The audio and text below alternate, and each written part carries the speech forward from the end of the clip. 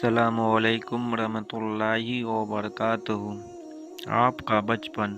आपने अपना बचपन और बच्चों से भिन्न गुजारा। आप बचपन ही से बहुत शर्मीले थे। आप में आम बच्चों वाली आदतें बिल्कुल ही नहीं थी। शर्म और हया आपके अंदर कूट कूट कर भरी हुई थी। काबा शरीफ की मरम्मत के ज़माने में आप भी दौड़ दौड़ कर पत्थर लाते थे, जिससे आपका कांधा छिल गया। आपके चाचा हजरत अब्बास ने जबरदस्ती आपका तहबंद खोलकर आपके कंधे पर डाल दिया तो आप मारे शर्म के बेहोश हो गए। दाई हलीमा के बच्चों के साथ आप खूब घुल मिल कर खेलते थे, लेकिन कभी लड़ाई झगड़ा नहीं किया।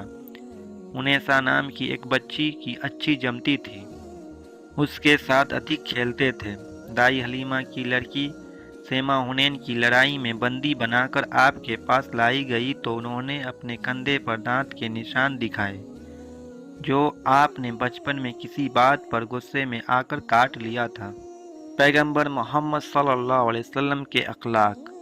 एक ऐसे मुल्क में जहाँ न कोई हुकूमत हो और न कोई कानून, जहाँ बात बात पर कत्ल करने, किसी का खून बहाना मामूली बात हो, ऐसे माहौल में नबी के अखलाक की चमक जाहिर हुई तो न सिर्फ उसने लोगों के दिलों का रोशन किया, बल्कि आप मोहम्मद सल्लल्लाहु अलैहि वसल्लम की ज़िंदगी के वाक़ियात हर मुल्क, हर तबके के लोगों के लिए बेहतरीन नमूना और मिसाल बन गया।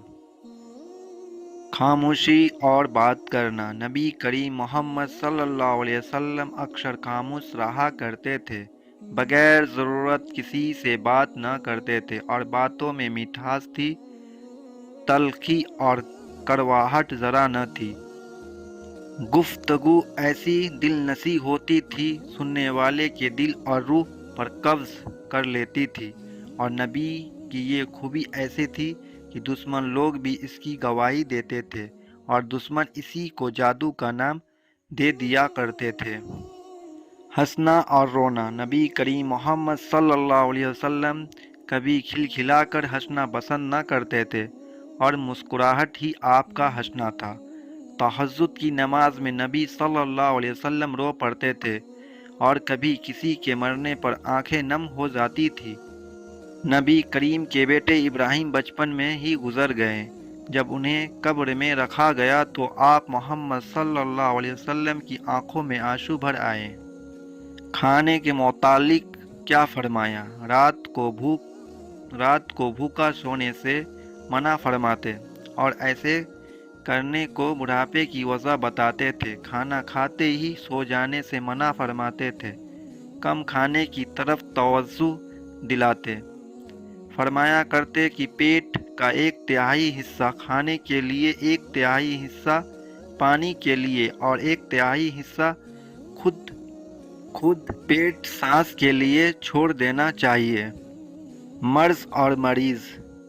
फैलने वाली बीमारियों से बचाव रखते थे और तंदुरुस्त को एहतियात से रहने का हुक्म फरमाते। बीमारी को माहिर हकीम से इलाज का हुक्म फरमाते थे और परहेज का हुक्म देते थे। हराम चीज़ों को दवा के तौर पर लेने से मना फरमाते और इरशाद फरमाते, अल्लाह ने हराम चीज़ों में तुम्हारे लिए शिफा नहीं रखी है। बीमारियों की अयादत। कोई बीमार पड़ता तो उसकी तबीयत पूछने ज़रूर जाते और मरीज़ के करीब बैठकर उसको तसल्ली देते। मरीज को पूछते कि किस चीज़ का दिल चाहता है। अगर वो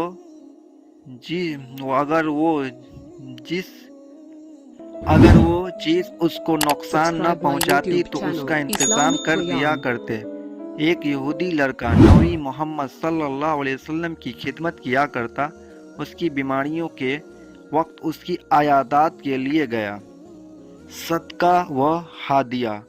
सदका की कोई चीज़ हरगिज़ इस्तेमाल न करते।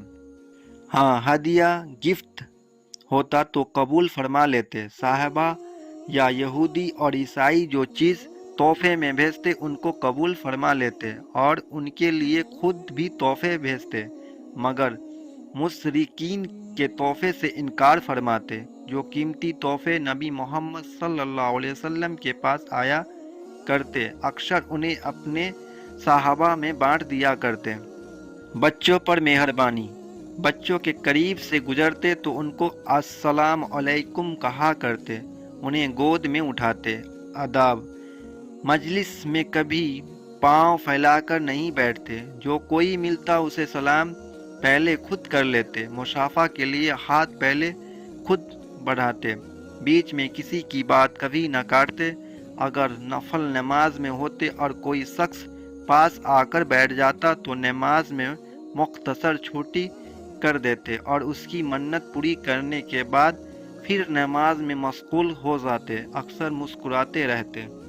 شفقت و مہربانی۔ حضرت عائشہ رضی اللہ تعالی عنہ فرماتی ہے کہ کوئی شخص بھی اچھے اخلاق میں نبی صلی اللہ علیہ وسلم کے جیسا نہ تھا، چاہے کوئی صاحبہ بلاتا یا گھر کا کوئی شخص، نبی صلی اللہ علیہ وسلم ضرور تشریف لے جاتے، نفل عبادت چھپ کر ادا کرتے تاکہ امت پر عبادت زیادہ بھاری نہ ہو۔ جب کسی معاملے میں دو چیز سامنے آ جاتی تو آسان چیزوں کو اپناتے۔ فرمایا کہ ایک دوسرے کی بات مجھے نہ سنایا کرو، میں چاہتا ہوں کہ جب میں اس دنیا سے جاؤں تو سب کی طرف سے دل صاف ہو کر جاؤں۔ انصاف اور رحم۔ اگر دو شخص کے درمیان جھگڑا ہوتا تو انصاف فرماتے، اگر خود اپنے نبی ساتھ کسی نے کچھ کیا تو اس کا معاف فرماتے، اگر خود اپنے نبی ساتھ کسی نے کچھ کیا تو اس کو معاف فرماتے۔ فاطمہ نام کی ایک عورت نے مکہ میں چوری کی، لوگوں نے عثمان سے، جو نبی صلی اللہ علیہ وسلم کو بہت پیارے تھے، سے سفارش کرائی تو نبی صلی اللہ علیہ وسلم نے فرمایا، کیا تم اللہ کی بنائی ہوئی حدود میں سفارش کرتے ہو؟ سنو، اگر فاطمہ بنت محمد بھی چوری کرے تو اگر فاطمہ بنت محمد بھی چوری کرے تو اس کے بھی ہاتھ کاٹنے کا حکم دے دو۔